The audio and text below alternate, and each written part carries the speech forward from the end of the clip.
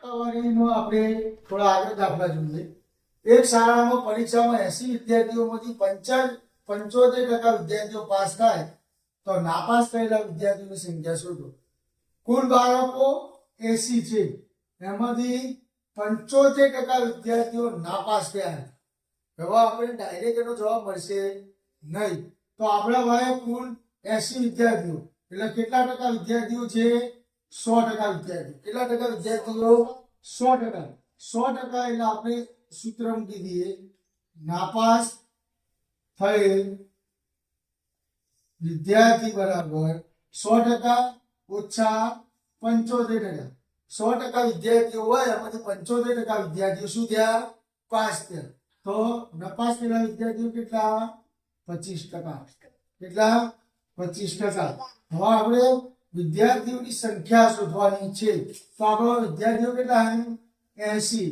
80 ગુણ્યા 25% બરાબર 80 ગુણ્યા 25 ભાગ્યા 100. 100 ઉડી જાય. હવે આના પાછે 25 અહીંયા વધ્યા 2, 4 દુ 8, અહીંયા 2 ઉડી ગયા, 4 પંચા 20.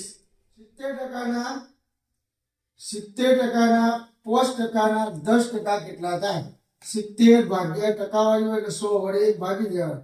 70 ભાગ્યા 100 ગુણ્યા 5 ભાગ્યા 100 ગુણ્યા 10 ભાગ્યા 100 અને એના ટકા શોધવાના એટલે 100 વડે ગુણવા પડશે આપણે. હવે આ 100 શબ્દો ઉડી ગયા સંપૂર્ણ.